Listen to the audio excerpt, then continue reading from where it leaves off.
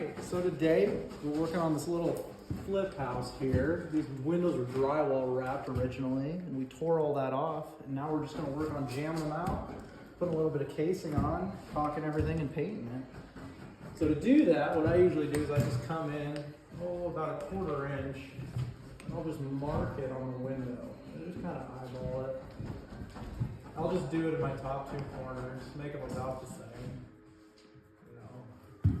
And then all I do, and there's multiple ways of doing this, but I just take this measurement. That's 40 inches. So 40 inches across the top, obviously 40 inches across the bottom. It's a rectangle window. So what I do then is I'm going to measure the thickness of my jam material, which is a 1/2 inch times 2 is 1 inch. So I just add that to my top measurement. So 40 plus 1 inch, gonna cut those at 41 inches. I'm then gonna measure my sides just from that same mark that I drew up there. I'm gonna measure down to the bottom. Gives you about 70 3/8. So that'll just be a straight flat cut. You don't have to add anything to that measurement because you already added 1 inch to your top 2. Once that's all done, what you want to do is you want to go around your window and you're going to find the thickest distance from your window to the outside of your drywall. And I'm running anywhere from about 4 13/16.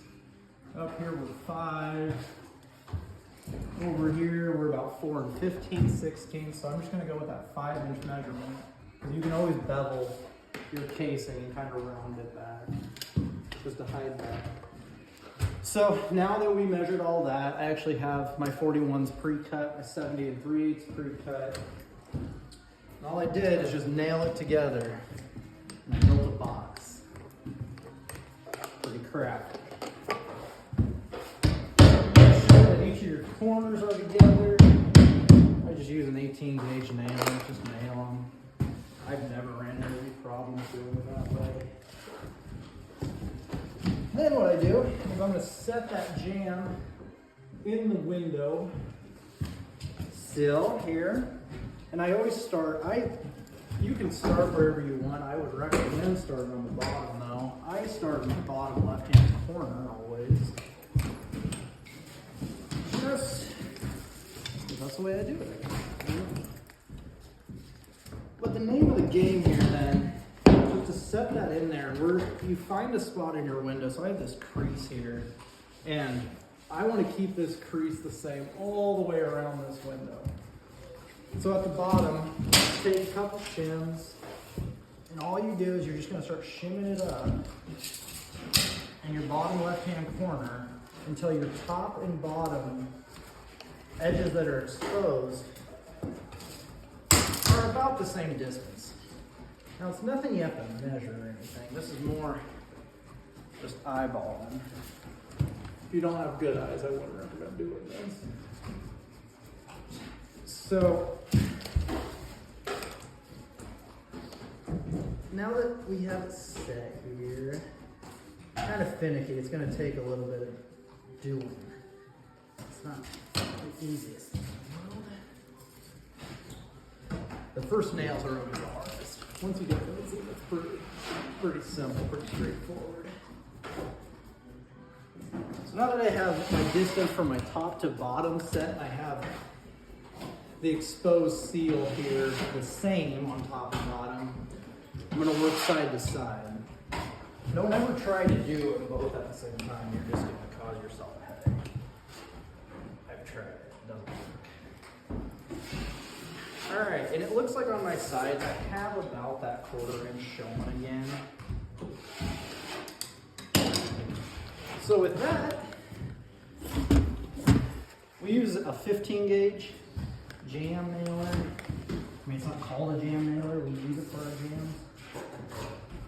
And I always shoot in actually at the 21-degree angle, whatever this thing's at. I'm always going to angle it actually back towards the window. And I'm going to fire it in, and that will actually help the jam suck back tight to your windowsill. Just so you don't have to caulk as much. Which is the goal in any construction. You want to use the least caulk as possible. So now that I have my bottom left-hand corner set, I'm just going to work up my left-hand side, or you can work across your bottom. I prefer going up the side first, just because I know that distance. I already set it, so I know it's going to stay the same. So the easiest way that I found to do this, especially on taller windows, is to just come right to the middle, and all you're going to do is, again, just match that rib, that little divot in the window. Match it all the way up, so you have about a 1/4 inch showing. Don't worry about anything else right now, except that middle part.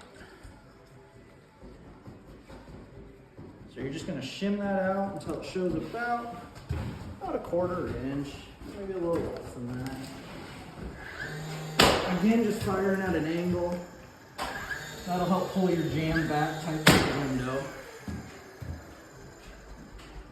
Once you have your middle set, then you just want to do your top. So you're going to do bottom, middle, and then top. In that order. Your top, and then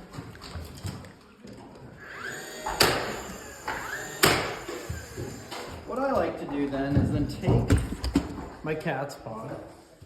Also, Menard sells the best cat's paws, by the way. And I'm gonna take it and I shove it actually back behind my jam in the middle of the shim that I put in on top of the window. I shove my cat's paw back in there and I just kind of hold it out to where it still shows a 1/4 inch, but I'm not using shims on this one. And I just take my 21 gauge nailer, apply pressure both ways. I shoot it in. And what that does is that actually makes it adjustable then. So we're just a little bit, shot it in a little too far, so all I'll do is take the cat's paw, just pull it out a little bit. It's all about easiness, making it easy to adjust. So you have that side set now. I'm gonna come down to my bottom, okay? I'm gonna go back to my bottom right-hand side, and I wanna match the distance that I did on my left-hand side to my right-hand side. So that 1/4 inch, I just wanna carry over to my right-hand side. And I usually use my cat's paw, and I just put it in there to where it shows about a 1/4 inch, and then I take shims, and I'll actually shim up to my cat's paw instead of trying to adjust the shims.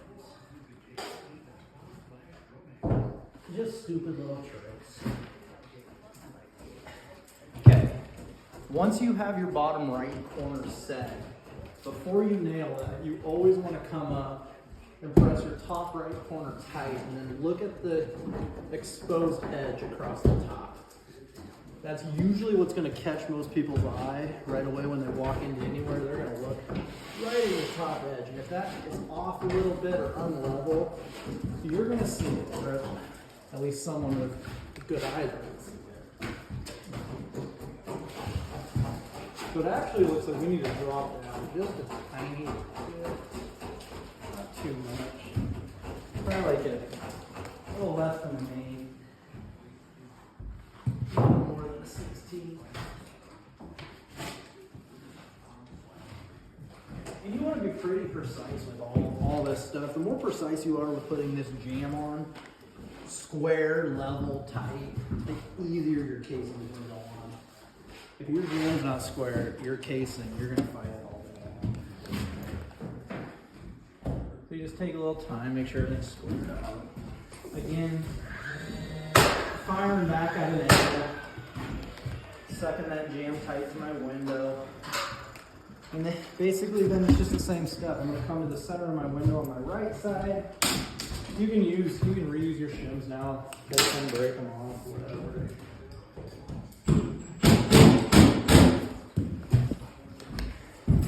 It's a little bit thicker. There's only 3 shims over here.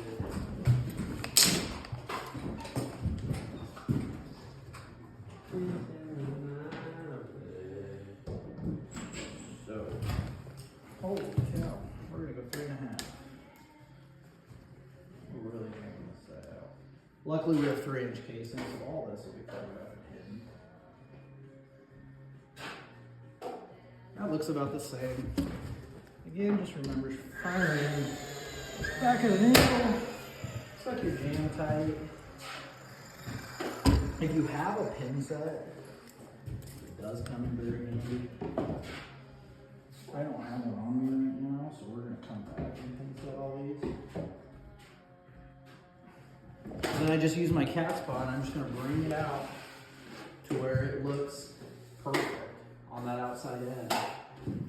And just trust your window. Don't put a level on this. Don't try to square up your corners. Just trust your window. If you start trying to level and pull measurements, it's gonna get out of whack. The window should be square. So then I'm just gonna come to my top right corner. And I always make sure there's shims side to side in your top corners and your bottoms. It just helps with holding everything in place, keeping it stable. While you're trying to fasten everything together.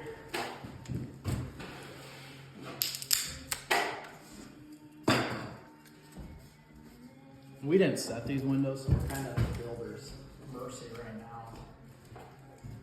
Some of these are just a tiny bit crooked.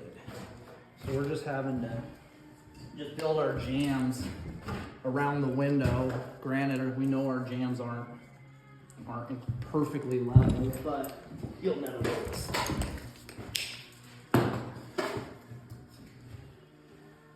This one's taking a lot of shims.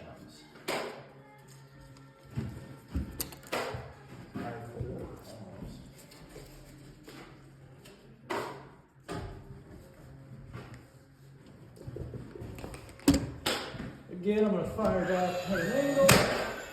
Second time on the jam. Okay, once all that's set, you just come along with your cat spot on your right side again.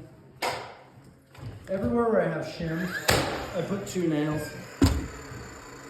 Anywhere where I just use my cat spot, I'm just going to put 1 nail close to the window. You don't have to nail out here on the outside of your casing, because actually, or on the outside of your jam, because your casing will actually nail into the outside of your jam, and then your casing will also be nailed to your king, your trimmer stud out here. So that'll hold your jam in place. So there's no reason to nail that outside.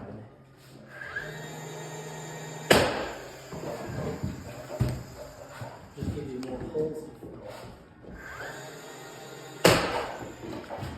And it's a little easier if you don't nail that outside to come in.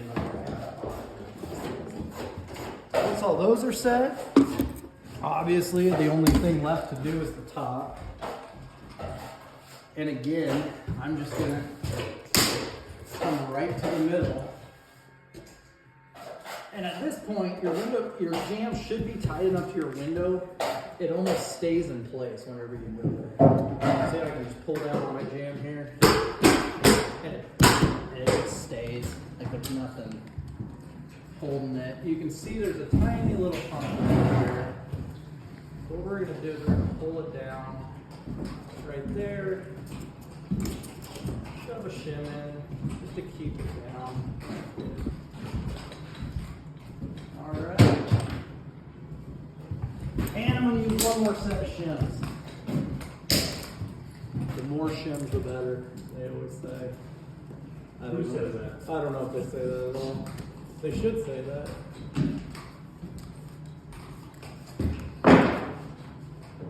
All right.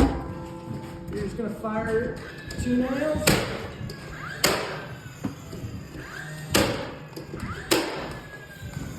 Use a multi-tool, buzzsaw, whatever you want to call it. Cut your shims off and we'll be ready to case.